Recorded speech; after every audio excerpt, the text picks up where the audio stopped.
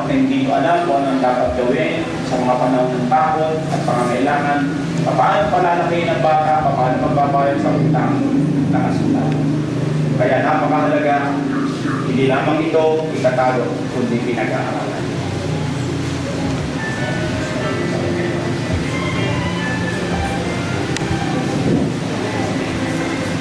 Buong puso natin sinatapos. Kung puso natin tinatanggap Ang salita ng Diyos. Upang aming maging gabay, ilaw, bukal ng kalakasan, sa pag-asa, matibay na sandigan, sa aming pag-asama, pagsisikapan namin, na ito'y basa, pag-aralan, at ituro sa aming magiging. Hindi natin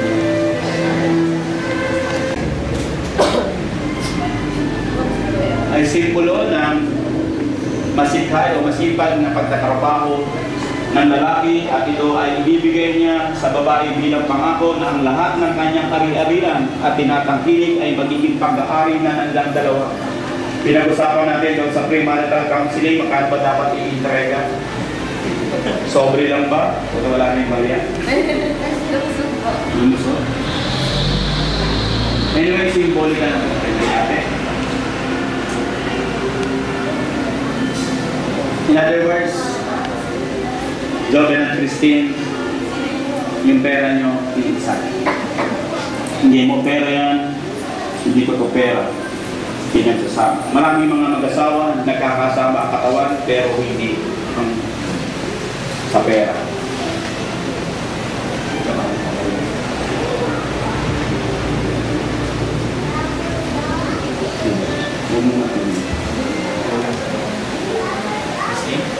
Christine, Ibibigay ko sa'yo. bibigay ko sa'yo Ang aras nito. ang aras na ito. Simbolo. Simbolo Ang pagpapala. ang pagbabala mula sa Diyos. Bunga. Buwan Ang masipag. ang aking masipag At matapat na pagtatrabaho. ang aking matapat na pagkakabal. Ibibigay ko sa'yo. Bibigay ko sa'yo Ang aras nito. ang aras na ito. Tanda. Tanda Ang aking pagmamahal. ang aking pagmamahal. Pagtitiwala. Iwala. Yung magagawa. Ingatan mo ito Ingatan mo ito para sa ating pagsasama. para sa ating pagsasama Sa ating magiging mga anak. sa ating mga ina. Tuloy na po.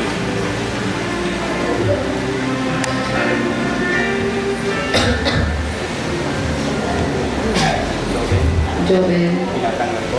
tinatanggap ko Aras nito. ang aras na to, Simbolo. simbolo, Pagpapala. magpapakala, Ibibigay sa atin. na ibigay sa atin ng Diyos. Bukas. Buhat sa iyong pananagutan. Salamat. Salamat Iwala. sa iyong pagtitiwala. Pinangangako ko. Ipinapangako ko Ingatan ko ito. na iingatan ko ito Sisinugin. at sisinupin. Laging gagasusin. Hindi laging gagastusin Para sa akin. para sa atin Sa ating magiging mga anak. at sa ating magiging anak. Tulungan ako ng Diyos. Tulungan ba kayo? So, ganito yan. So, kapag dumating yung panahon, Joel, na sa kabila na ikaw ay nag-i-entrega, tapos parang laging wala. At pag tinanong mo si Christine, bakit wala naman, ilalabas mo to. Sabi mo, Christine, iingatan mo. Sabi mo, sisinupin mo. Sabi mo, hindi mo itataya sa loto. Nagpapaalala na ang pagpapala dahil sa Diyos, pinapalala ng bawat. Ganun din, Christine, pag nakita mo, wala na siyang i-entrega, at kung mag-entrega ay kulang. At kapag ito'y natutulog, napapansin mo, may tinatago sa wallet, kukunin mo ito. Joven, sabi ko lang ako. Pero kayo na napansin ko, may pag tinatagong konting bayan. Tandaan natin kapag naisago mo ang piso, kaya mo itago ng 1,000. Remember, ang sumpaan ninyo, ang inyong pera. Hindi mo pera, Joven, hindi mo pera, Christine, pera na inyong pera. Ano mang pagtalo yung sira sa inyong sumpaan, humihinto ang pagpapala. Yung pagkakataong ko ito ay kanya ko kayong gumugol. Gumugol na tayo sa pagtanggap ng communion.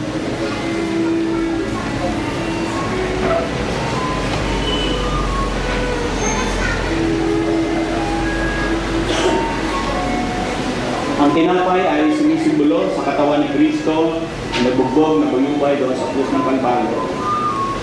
Sinisimbolo na ang kanyang katawan ay sapat na kagalingan hindi lamang sa ating lupang katawan, kundi sapat na kagalingan sa anumang bagay na hindi nyo pagkakaintindihan. Namatay si Kristo para iligtas ang tao.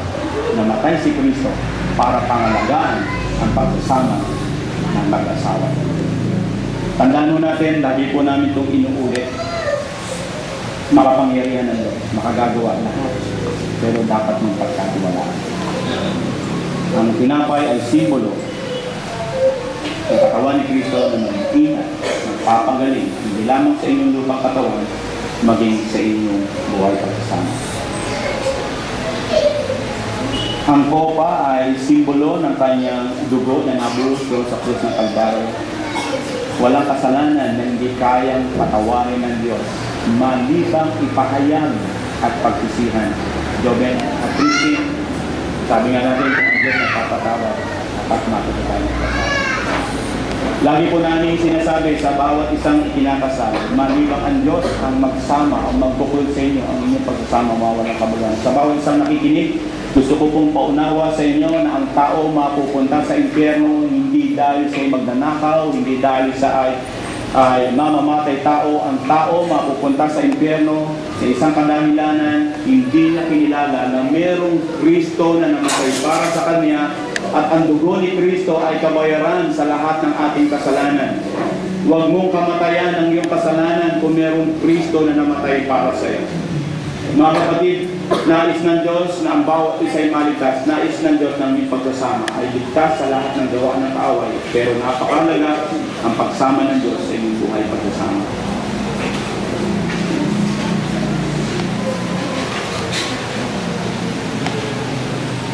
Tayo po manalangin aming Ama na sa langit. Salamat po sa pagkakataong ito bilang pagkilala ng iyong ginawa doon sa krus ng Kalbaryo. Kinikilala ng dalawang ikinakasal. Joben at Christy, ang iyong ginawa ay sapat upang iligtas ang kailang buhay mula sa impyerno. Iligtas ang kailang buhay pagsasama mula sa gawa ng kaaway. Kainin niyo ang tinapay at kasalanan tayo sa Panginoon. Tayo po ng langit.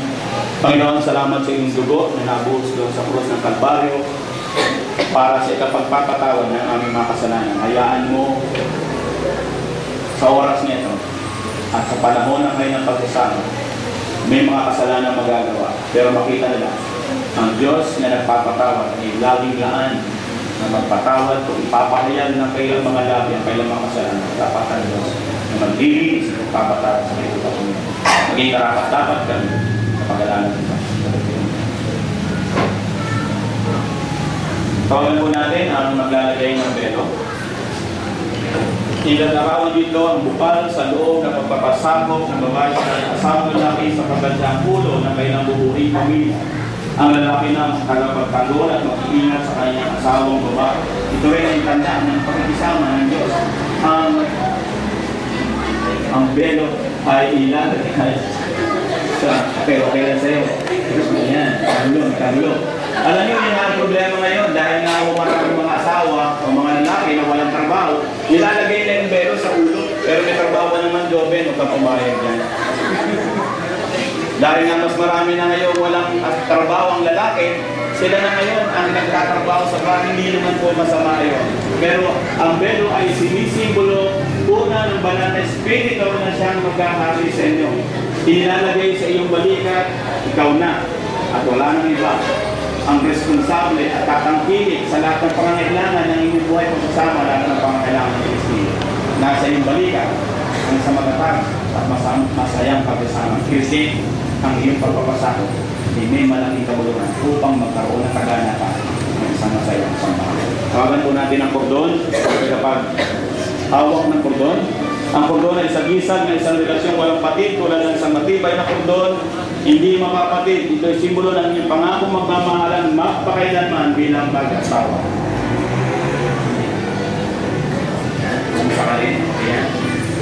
So, sa pagkakataon po ito, tawagan po natin ang mga magulang at mga ninong at ninang na magyari lamang po pumunta sa harap Ayos po natin ipanalangin ang dalawang kinakasal upang ang basbas at biyaya ng Diyos ay kailang maranasan. Patawagan din po natin si Pastor Alex upang ipanalangin. Sige po. Nanay, sige po.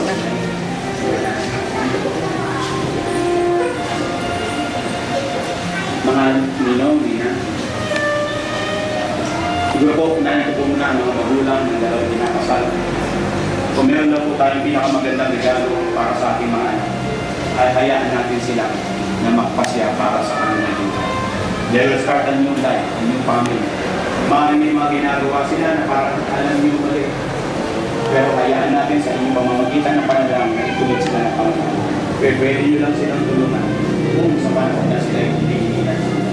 Pero kung sakaling hindi, hayaan silang mag-desisyon sa kanilang pamumuhay sapagkat naniniwala tayo, they deserve na itahuyot ng kanilang sambahayan ayon sa kanilang pagkakunahan. Mga magulang,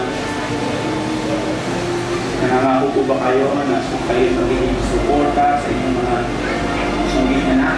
Hindi naman kayo nabuwasan ng reverend? Mga magulang, nangangako po ba kayo hindi sila papakailaman? Maaari ba kung hindi sila natulog sa inyo? Para po sa mga napili ninong at nina, lapit po kayo ng pamilya, huwag po kayo dapat nakikita kayo sa kanila. Nakakitaan po kayo ng dalawang kinakasal ng katangian na sa palagay nila pwede kayong maging pangalawang magulang. May mga panahon po kasi na hindi sila makalalapit sa kanilang mga magulang. Pero pwede kayong lapitan bilang mga pangalawang mga ninong at nina. Payag po ba kayo pangalawang magulang? Nina? Sa mga panahon na hindi sila makalapit sa kanilang mga magulang, pwede kayo malapitan at maliraman ng pera. Kapag nina. Pwede kayo mahinga ng tayo. Pwede nakakako po ba kayong makakasama niyo sila sa inyong mga panalangin? Nangangako po ba kayo sa gabi dito? Hindi ba ako sa 5 video ang matigil? Hindi, wala. Wala. Alam mo natin, ang pagsasama ng mag-asawa masaya matapos. Pero kung may mga magulang na susuporta, aalala, mag-iingat, may mga nila at nino na mananalangin, tutulog gagawa. Lalakad sila sa isang bagong pamilya, bagong pagsasama, mananatili mo naman. Kapag may mga magulang, hindi mga pangalawang magulang, na tutulong sa kanila, hindi sa lahat mayroong Diyos na magbibigay kapangyarihan upang magkaroon sila na tagumpay na pagsasama. Dahil ito, kung meron po na tayong regalo para sa kanila, isang panalangin.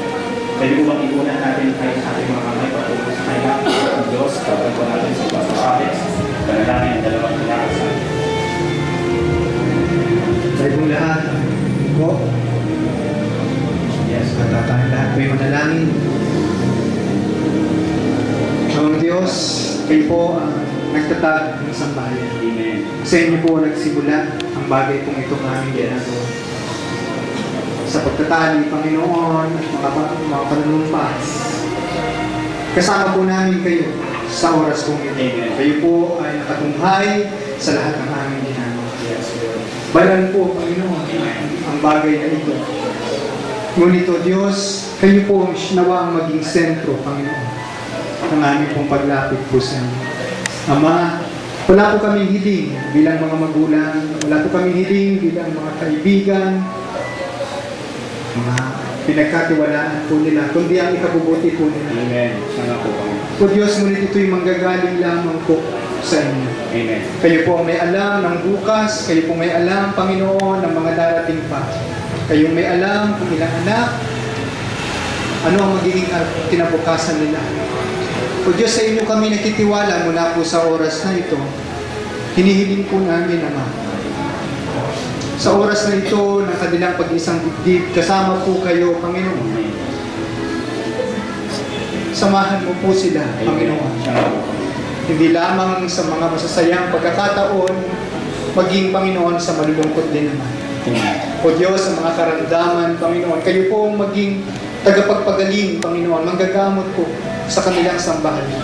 O Diyos, kayo pong bumuklod sa kanilang pagsasama. Amen. Sa panahon, Panginoon, na ito may mga ilang alitan. Yes. Maalala po nila, Panginoon, na ikaw ang sentro ng kanilang pagsasama. Amen. O Diyos, umapaw nawa